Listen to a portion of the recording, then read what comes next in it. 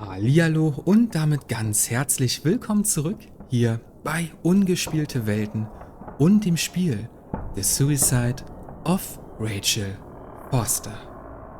Ja, in der letzten Folge, Mann, wie spannend war das?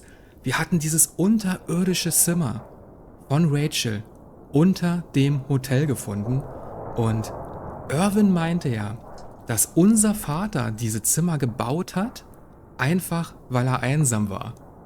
Aber wir als Nicole, als seine Tochter quasi, können das absolut nicht wahrhaben, überhaupt nicht nachvollziehen. Und wir denken ja eher, oder beziehungsweise seine Tochter Nicole, dass dieser unterirdische Raum gar kein Nachbau war, sondern dass Rachel dort tatsächlich gelebt hat. Und dann hatten wir ja auch noch diesen mysteriösen Anrufer mit dieser verzerrten Stimme, der ja meinte, Rachel sei gar nicht tot. Und wir hatten auch diesen alten Lippenstift gefunden, der aussah wie neu, und auch diese merkwürdigen Notizen von unserem Vater, wo ja drauf stand, dass Rachel quasi, ja, lebt. Er hat sie gesehen.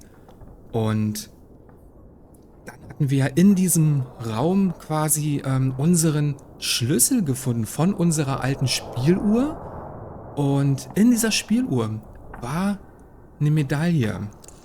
So.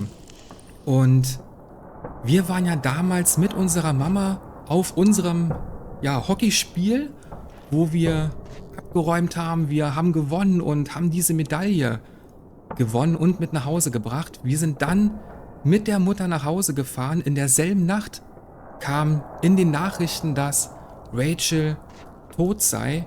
Und wir wollten eigentlich ja nur unserem Vater diese super tolle Neuigkeit übermitteln, dass wir bei diesem Spiel gewonnen haben.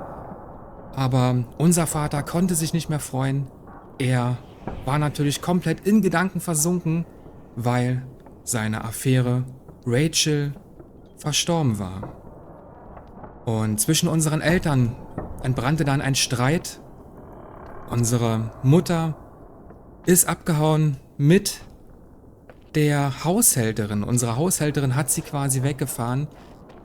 Das ist auch quasi der Grund, warum das Auto von unserer Mutter immer noch unten in der Garage steht. Ja, und hier vor dieser Tür haben wir aufgehört. Wir wollen unbedingt wissen, was ist hinter dieser Tür. Ich wünsche euch jedenfalls ganz, ganz viel Spaß bei dieser super spannenden Folge. Irving. Finally. Alles ist okay. I'm okay.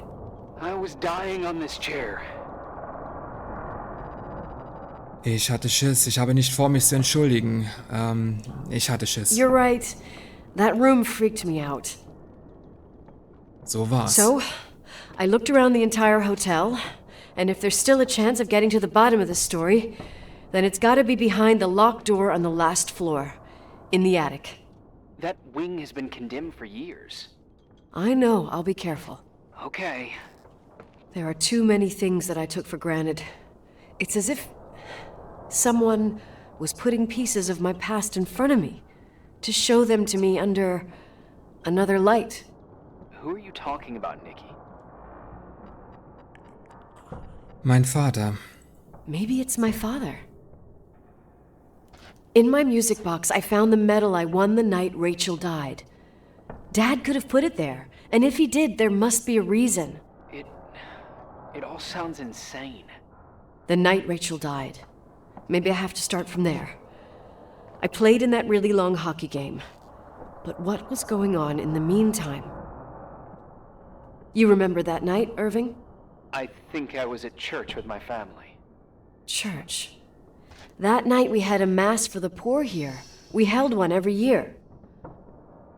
As usual, Mom volunteered to take me to the game, but she was so busy with the soup kitchen that I was afraid she was going to be late. I remember while she ran around, she said she ordered me to close the mezzanine. You mean the intermediate floor above the reception? What's in there? A storeroom. Have you been up there? No, I'd forgotten all about it. I'd better take a look before moving on.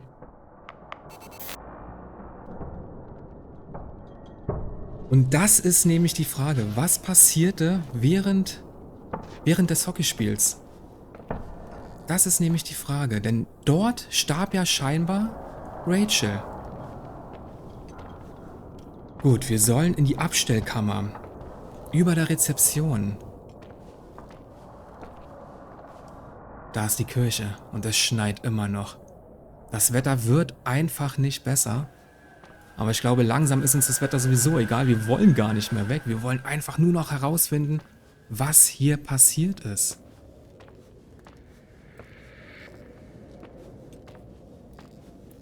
Und die Geräusche werden einfach immer mysteriöser.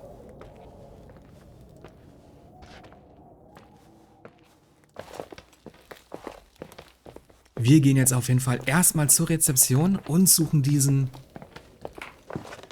Raum, diese Abstellkammer. Jetzt müssen wir erstmal gucken, wie wir da wieder hinkommen. Wir wissen ja, das Hotel ist wahnsinnig groß. Man verläuft sich hier sehr, sehr schnell. Boah, habt ihr das gehört? Was war das denn für ein Geräusch?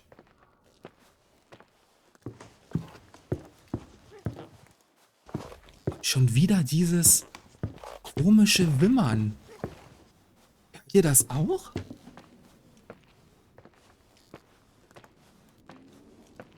So, über der Rezeption. Hier unten ist die Rezeption. Da drüber. Hier soll also irgendwo eine Abstellkammer sein.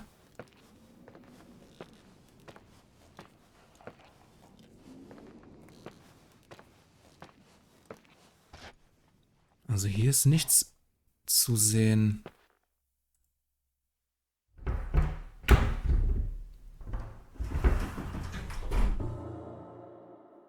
Oh nein, Puppen.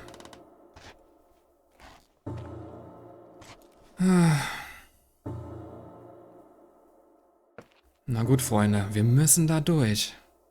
Wir müssen rauskriegen, was mit Rachel passiert ist. Wir müssen rauskriegen, was in diesem Hotel passiert ist.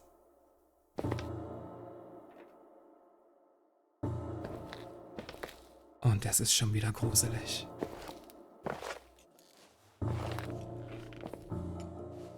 Schaufensterpuppe.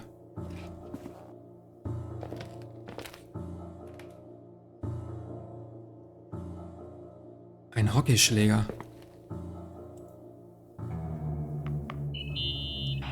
Irving? Hello? Can you hear me? I'm on the mezzanine, and it's a nightmare. There are mannequins everywhere. They're set up like in a scene. There's one with a hockey stick. Wait, what the fuck? That's my stick! If you're listening to me, whoever set up this representation, I think they want to tell me that Rachel was killed? But why my hockey stick? Hello? Hello? Oh God, why isn't he answering? Irving, I swear I'm not kidding. This is a huge deal. If you can hear me, it's time to make that phone call.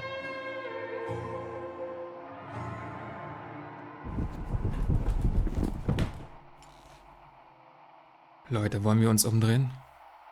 Es hat gepoltert. Oh, Mann. Ich glaube, die Puppen stehen anders. Aber sagt mal, unser Hockeyschläger, was hat der bitte mit dem Tod von Rachel zu tun? Nicht, dass die ganze Geschichte noch einen ganz anderen Ausgang bekommt, als wir bisher annehmen.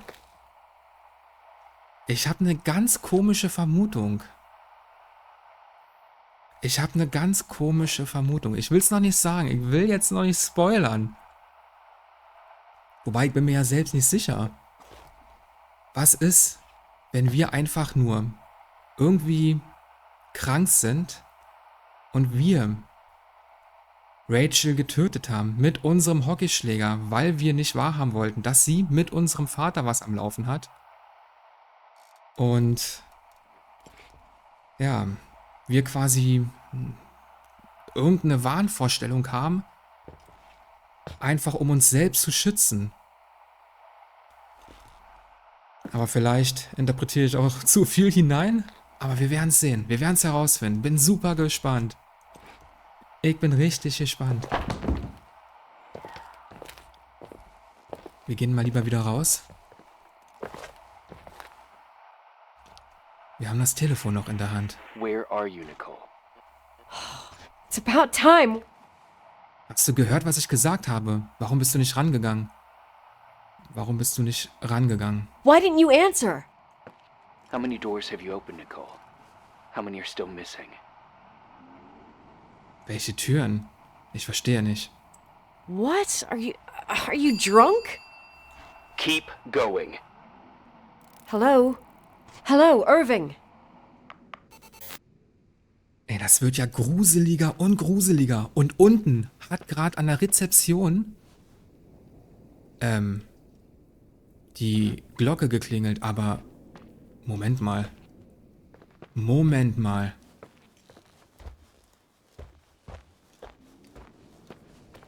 Moment mal. Standen diese Stiefel schon... Ich hab's geahnt. Mysteriöse Stiefel. Da unten ist Wasser noch zu sehen. Die sind taufrisch. Hier kam jemand rein, hat sich diese Stiefel ausgezogen.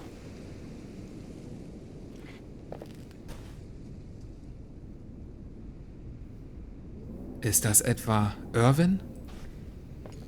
Ist Irvin hier? Was geht hier vor sich? Die Klingel. Die haben wir gerade gehört. Da hat's auch geklingelt.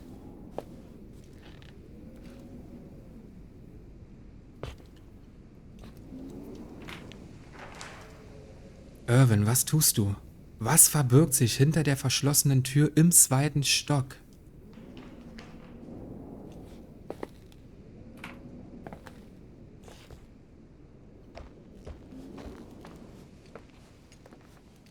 Gut, aber wie kommen wir jetzt da rein in den 2. Stock? In dieser Tür, hinter dieser Tür. Haben wir jetzt hier noch irgendwas vergessen vielleicht? Wir gehen mal nochmal hoch zur Tür.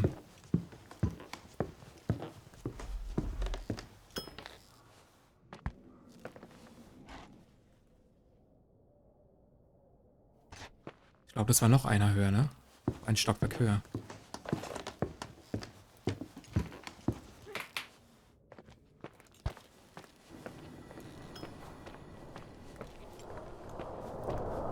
Die Tür ist offen. Die Tür ist offen. Aber wir haben sie nicht geöffnet. Die Geräusche.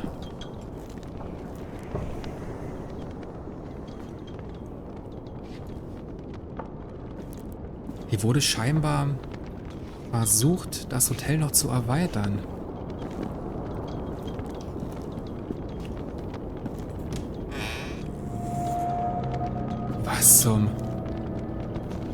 Was ist das denn?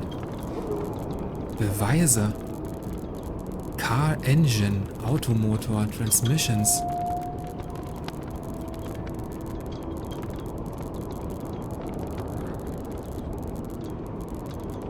Was ist das denn? Ist das nicht unser Auto?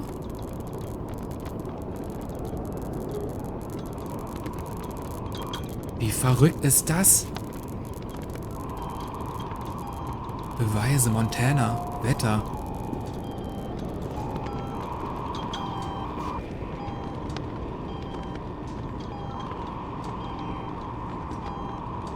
Gesehen 1987 im Essensraum.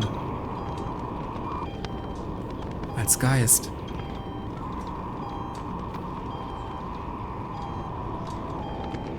Draußen hat man ebenfalls so eine, Figur gesehen. 1984. Merkwürdige Lichter, 89. Also jetzt wird's verrückt. Jetzt wird's verrückt. Small Town Girl. Nicole.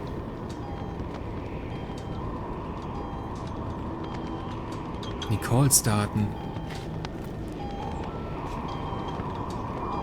Geistersichtungen.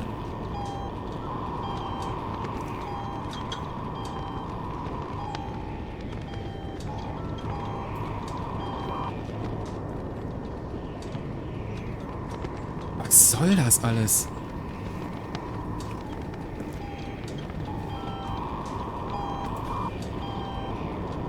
Das ist unser Auto. Ein Mixtape. Clinky Christmas. Ach du Scheiße. Leute, wisst ihr was? Diese Geräusche von Irwin, die waren alle künstlich, diese Weihnachtsgeräusche. Funksprechgerät. Hello? I imagine you found the room. What? What does all this mean? That's a question I've asked myself many times. What does all this mean, Irving? How far do you want to push yourself? How much can you take? What? Every memory, painstakingly gathered, every reconstructed piece, every little element retrieved from the dark. A photo, a hairband, a lipstick. It means remembering, Rachel. That's what all this means. I didn't choose this path. I had to do it. Was hast du getan? What did you do, Irving? These walls ooze with memories. The memories get into the walls. Under the floorboards, they creep into the crawl spaces. You're not with FEMA. You... Jenkins... You never talked to him. Your boss, the phone call, all those weird events. You were behind all of them. Ich wusste es. Someone had to bring the last piece of the memory puzzle here. The most important one. You. Me?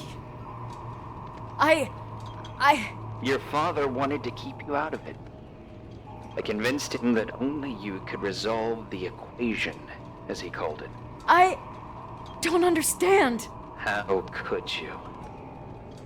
Over the last few days, you got a little taste of what it means to dig around in the past, hunting for memories that scratch away behind every wall in the night. We did it for years, day after day after day. All lies. I have nothing against lies. I grew up around lies. But now it's time for the truth to come out. Finally. Wer bist du? Who are you, really? I want to tell you a story. There was an invisible boy. Like everyone, he just wanted to run on the grass, ride a bike, swim in the lake in summer. His father... Oh, his father had other plans for his soul.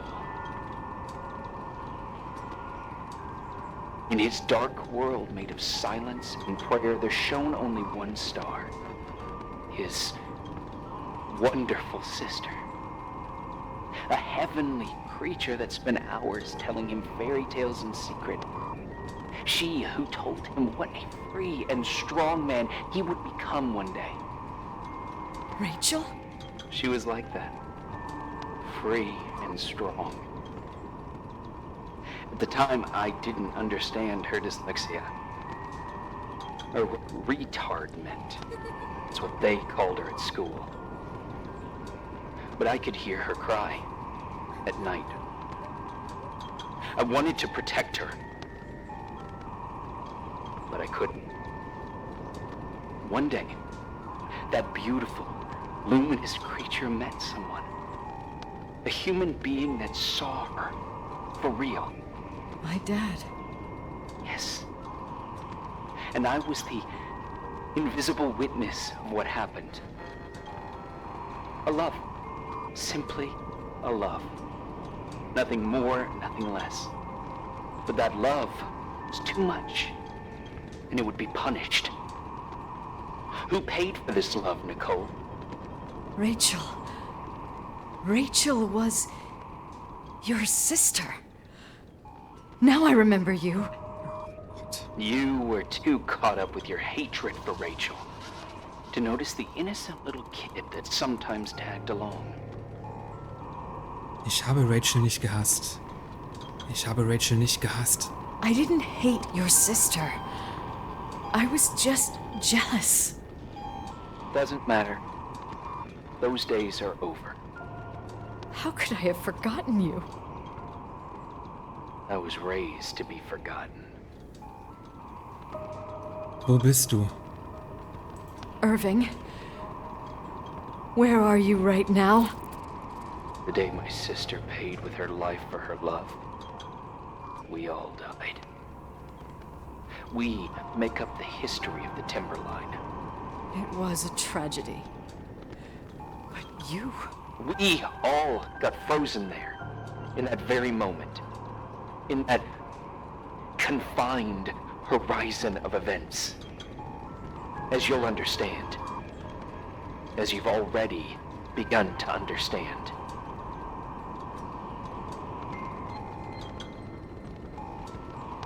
Sag mir, was du von mir willst. I want to know what you want from me. You have to keep going to get to where I wasn't able to go. You will be the new witness. You owe it to us.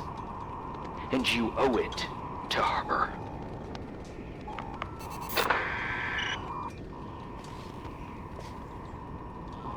Wie krass ist das denn? Also das muss man jetzt erstmal verarbeiten. Irvin ist also wirklich der mysteriöse Typ einfach, wo wir immer irgendwie so ein Gefühl hatten, irgendwas stimmt doch mit dem nicht. Er ist der Bruder von Rachel.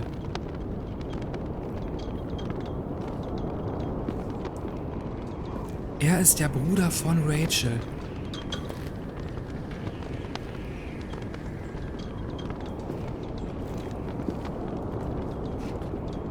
Und er will sich wahrscheinlich einfach nur, ja, rächen. Wobei, wir haben ja mit der Sache eigentlich gar nichts zu tun.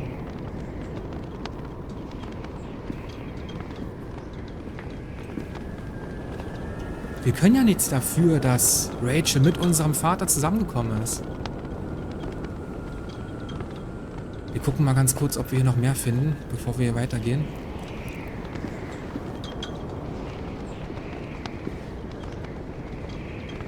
Die ganzen Fotos.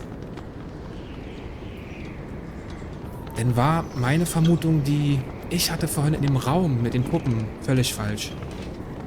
Aber hätte man denken können. Hätte man denken können. Aber ich weiß nicht, ob ich damit gerechnet hätte.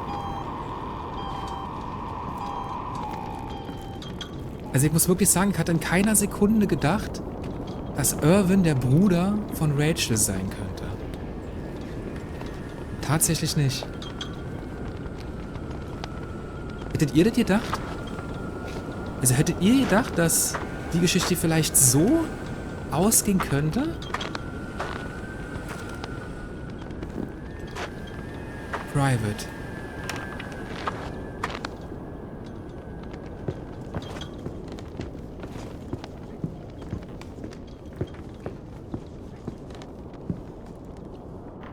Der Dachboden.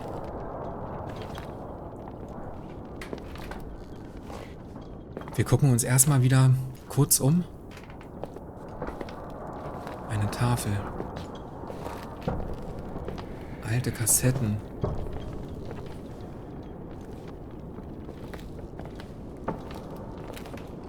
Oh, sieht aber schön aus hier.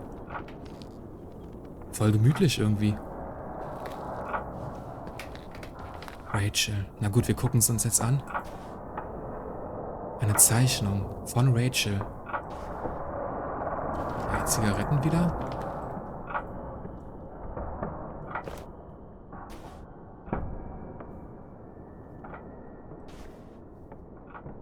Schreibmaschine.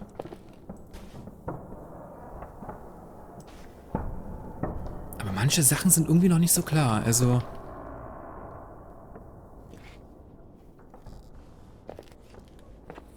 Ich frage mich ja auch zum Beispiel, wo ist Irwin die ganze Zeit? Unten da in diesem Raum, wo wir jetzt gerade drinne waren. Haben wir deswegen vielleicht diese ganzen Geräusche immer gehört? Ein Schlüssel. Hier ist der Schlüssel. Claire.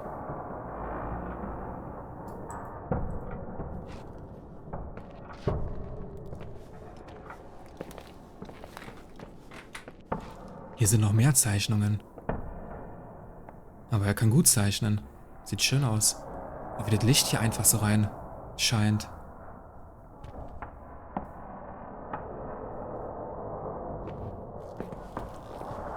Rachel?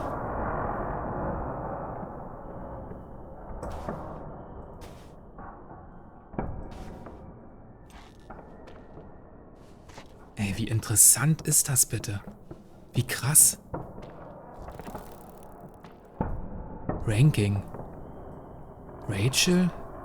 Leonard? Leonard Scheckmare? Keine Ahnung, was es heißt. Rachel, Leonard. Ah, Checkmate.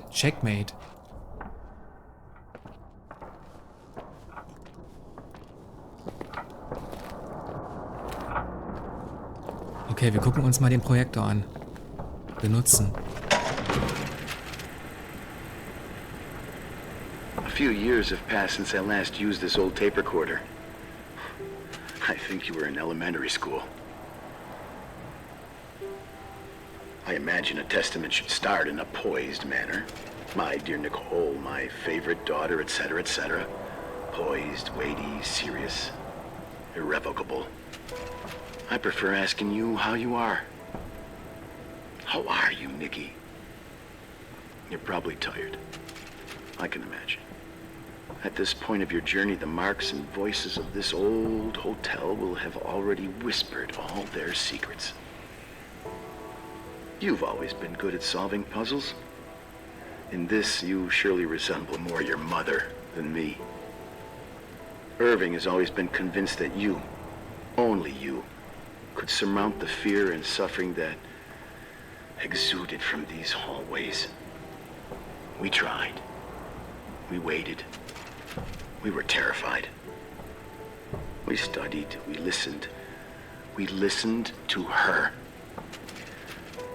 But all the love in the world wasn't enough to decipher those muted vowels, those wide open eyes, those tears of light.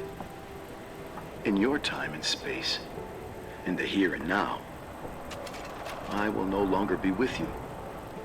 But it doesn't matter. Trust me, it doesn't.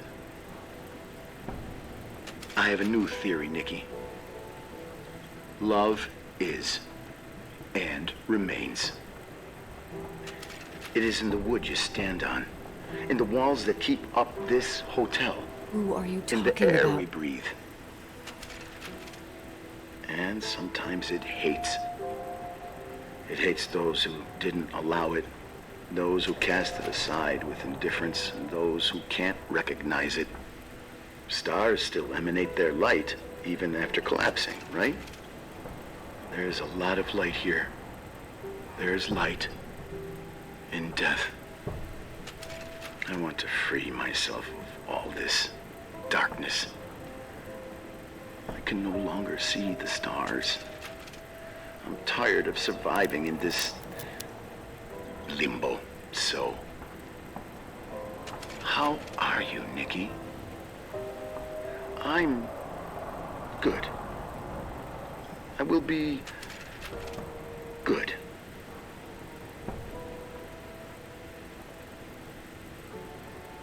figure out what Rachel was saying, Nikki. She's here.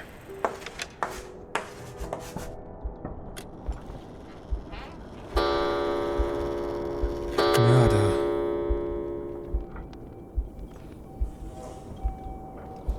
Mörder? Also ich muss ehrlich sagen, also irgendwie ging mir das gerade recht nah. Also lyrisch muss man echt sagen, war das gerade schon eine ziemliche Wucht. Irgendwie richtig traurig. Da musste man schon irgendwie so ein bisschen stürzen gerade. Keine Ahnung, ich find's einfach traurig. Mörder. Was soll das jetzt schon wieder bedeuten?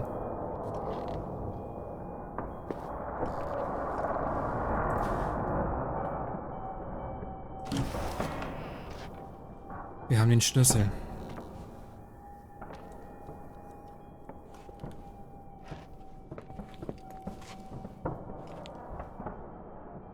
Was hat das jetzt zu bedeuten?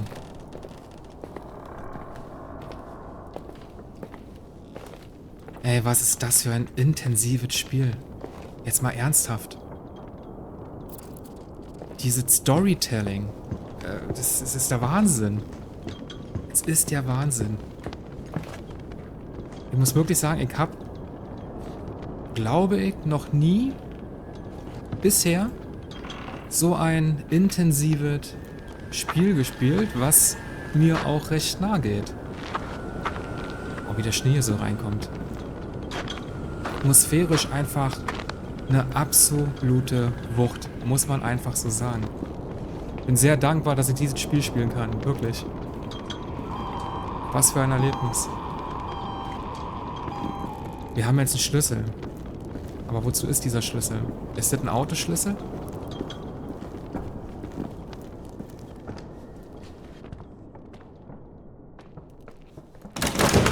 Boah! Alter, was? Die Türen alle zugeschlagen. Will man uns nicht gehen lassen? Will man uns jetzt nicht gehen lassen?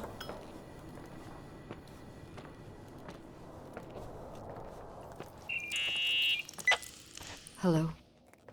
Leonard was a very special man. His soul was big enough to love both you and Rachel. I knew my father's soul better than anyone. You were just a jealous kid.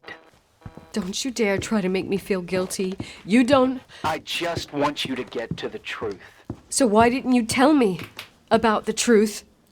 Tell who? The Cole who thought eating beans was the worst tragedy and couldn't wait to finish this business and run away, forgetting everything all over again? You don't know anything about what my mother and I went through. But you're different to when you got here. Now you can discover the truth, a truth that otherwise would have destroyed you. I didn't lie to you. I protected you. Listen, I'm sorry about Rachel. I hated her and I hated my father, but I never wanted it to end like that. I understand your pain, maybe better than anyone. Betrayal, shame, death. My family was destroyed, just like yours. How much longer does this pain have to last? It'll be over soon. What else is there to know? You want the truth. Well, I can't give it to you. I've already given you everything I could. Now you have to tie the pieces together. What does that mean? Your father always said we are the sum of the people we take with us, and you abandoned these people. Here, in this place. Genug Rätsel. Enough riddles, Irving. I'm tired. Me, too. You're the only one who can give a finale to this story. It's time you open the last door. Was meint er damit? Sollen wir uns umbringen oder wie?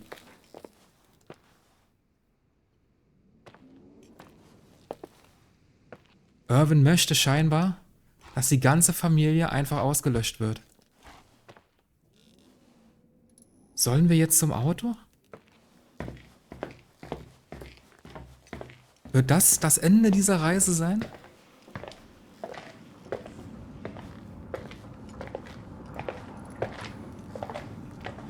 Gott, ist das spannend, ey.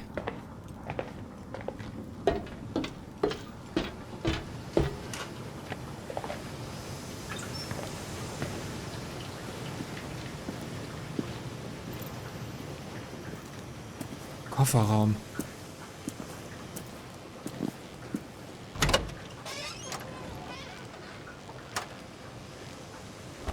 Was ist das? Mams Auto. Was haben wir denn jetzt genommen? Eine Decke?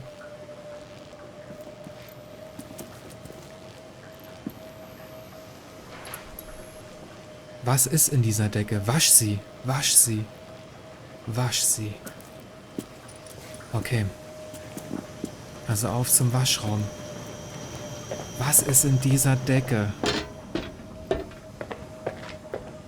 War das hier? Ich glaube ja.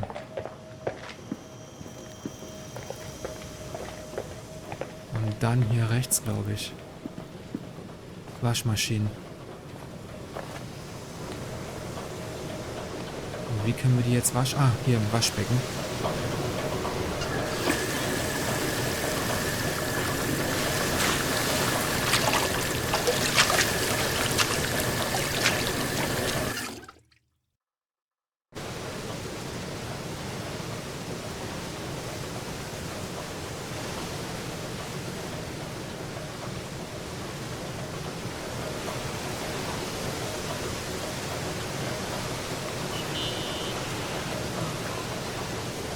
How could I have forgotten?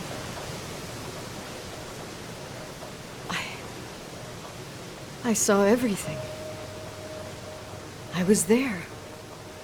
All the pieces were in front of my eyes. A kid's eyes. It was the same night as the hockey game in Missoula. Reverend Foster was so busy with the preparations of the meals for the giving to the poor at the Timberline Church. And my mother, Claire, said that we would get back from the game in time for the distribution. She convinced my father to help the Reverend, and he'd come with his whole family. You and Rachel. Yeah. I remember it like it was yesterday. I couldn't find my stick. I panicked and I went down to the garage. Claire was there, red in the face. Her look. Oh nein. Her look. It was just a fleeting feeling. That's why I erased it from my memory. I had to erase it, understand? What was in her look? It just wasn't her. It was like a frightful creature. A disturbed, dangerous animal. I've never seen her like that before or after. Not even on her deathbed. And then she put her hands on her hips, exhausted. She smiled. And there she was again, my mom. I thought it must have just been the impression of a moment. I had the finals against Cold Springs High awaiting me. I climbed in the car, throwing my bag into the back seat. My hockey stick was there. Claire said she'd cleaned it. She'd cleaned it. Go on. No, I don't. Go on! We got there on time and I played. Best game of my life. And the last. Claire was on the bleachers encouraging me, cheering. And then I lost sight of her. For 2 whole periods, I think. And later, when I asked, she said she'd moved because Marty O'Donegal's father was getting on her nerves. But it wasn't true. Just enough time to go back to the car. Don't say it. Irving, don't say it. Don't say a thing. I don't...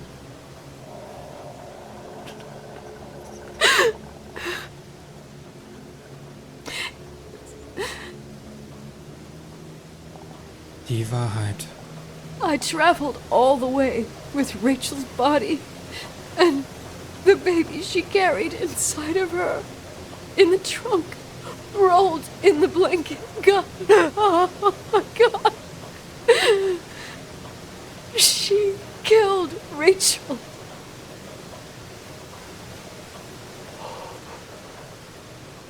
Thank you, Nikki.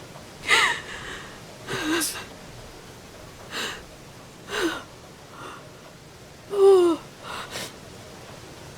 Scheiße. You've had your revenge.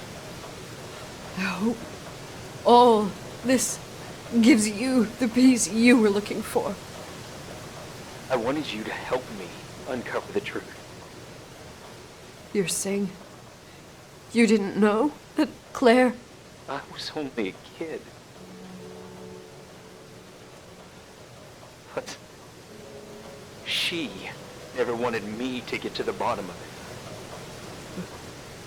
Rachel is here? You know, I think she's still protecting me. But I'm grown up now. Now, we can all be reunited at last. What? Wait, where are you going? Listen, we can work things out. What happened is terrible, but all the main players in this story are dead. Get it? Dead. We are still alive. We're alive. Me, you, we didn't do anything. That's exactly what we did wrong, Nicole. We didn't do anything. It's beautiful here. Rachel told me about it so many times, but I never thought it was so beautiful. Wo bist du? What? Irving, where are you? It's white as far as the eye can see, beyond the mountains. You left the hotel? But it's too cold. You'll die out there. Irving, please. I've lived in the dark for years. You freed me. Now I can finally rest in the light. I can go back to her. Don't go. You can't. Don't leave me, too. We have our drink. It's not a goodbye, my tough, pragmatic, stubborn Nikki. We'll meet again. Another time. Beyond this horizon of events. Everything is...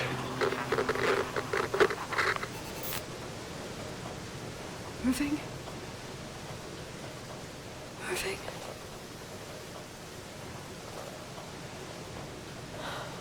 I don't want to stay alone here. Everything seems to be becoming dark. I'm scared. Who's there? Da läuft jemand. Rachel? Is that you?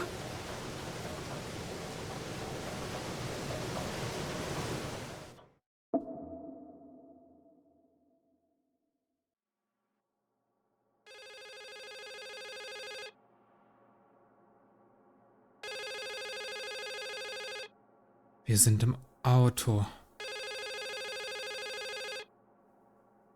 Gangschaltung? Was ist das zum Teufel?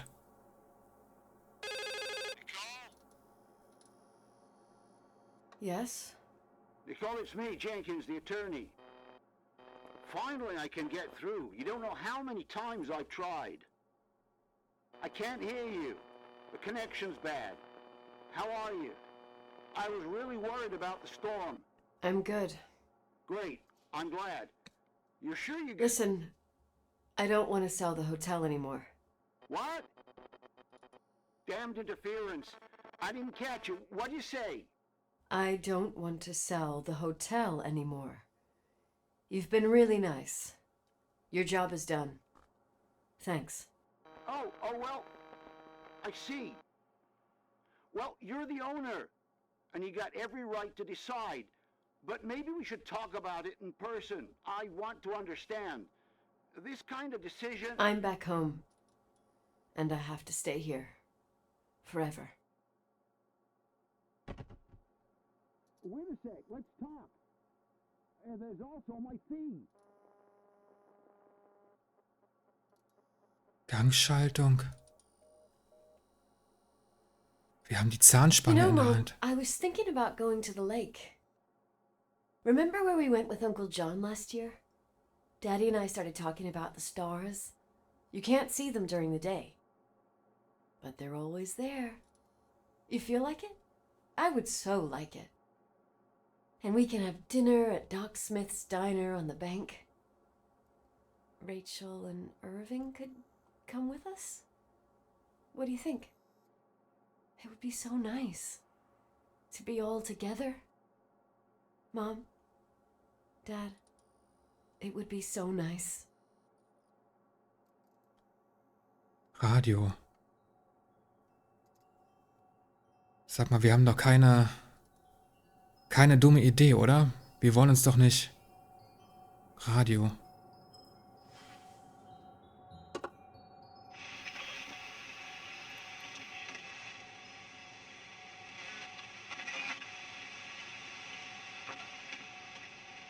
Gangschaltung.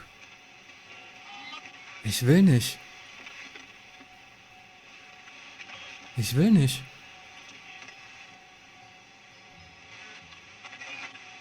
Ich will nicht. Wait. I did all that you asked me. Armaturenbrett. Ich kann mir vorstellen, was passiert.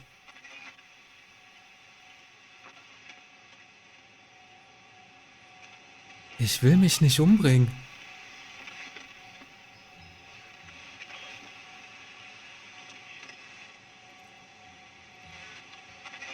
Stop it, please. Anger shouldn't rule our life. You said that. I'm scared.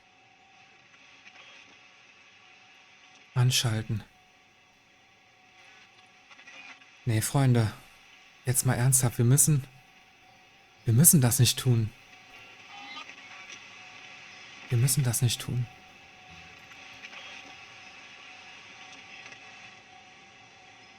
Wir haben keine andere Wahl. Wir müssen... Ach, Mann. I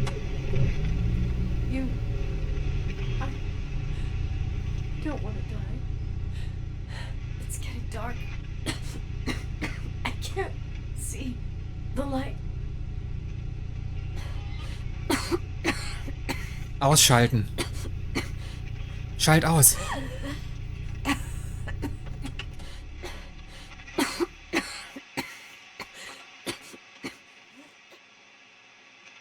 Gottes Willen.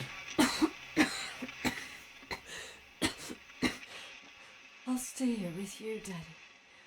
Mom, we'll bring back the timberline to its fortune together. We will be happy again, all together. Yes. Like a whole family. No more anger.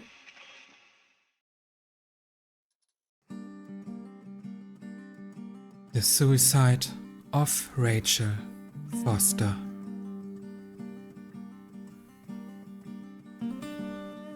Oh mein Gott, was war das für ein Spiel? Ich muss gerade erstmal wieder nachdenken. Das ist der absolute Wahnsinn einfach.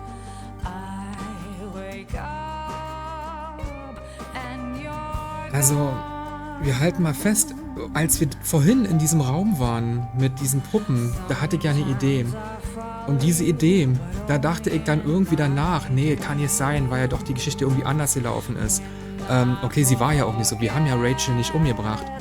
Dass dann aber herauskommt, dass unsere Mutter mit unserem Hockeyschläger Rachel getötet hat.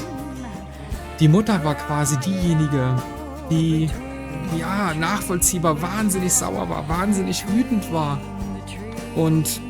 Aber das rechtfertigt ja nicht, irgendjemanden zu töten. Rachel war ja noch fast ein Kind, sie war 16. Selbst wenn sie älter gewesen wäre, rechtfertigt das nicht so eine Tat. Das geht einfach nicht.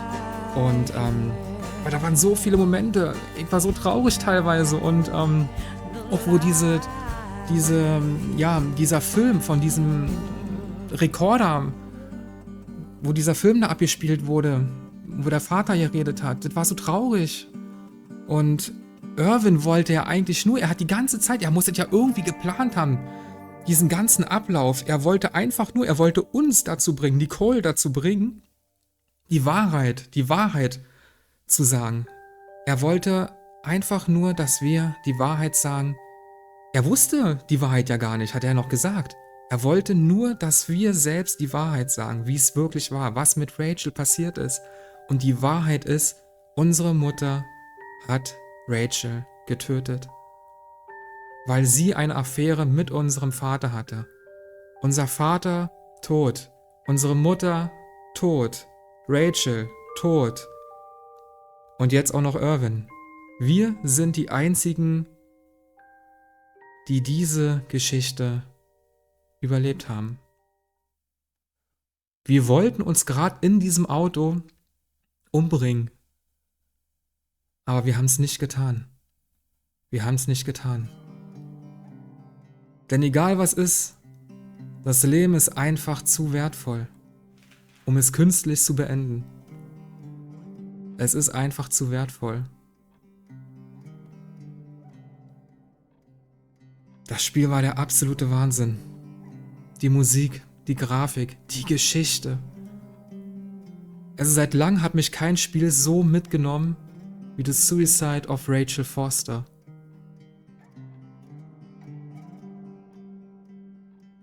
Unglaublich. Auf jeden Fall hat es mir wahnsinnig, wahnsinnig viel Spaß gemacht, mit euch dieses intensive, Indie Horror Spiel zu durchleben, wobei ja Horror eigentlich der falsche Begriff ist. Es ist ja eher so ein, wie soll man sagen, ein Psychothriller. Und es gibt noch so viele ähnliche Spiele, die wirklich so eine tolle Story haben, die auch auf meiner Liste stehen. Also da kommen noch wahnsinnig super spannende Sachen, ähnliche Sachen wie wo man viel nachzudenken hat.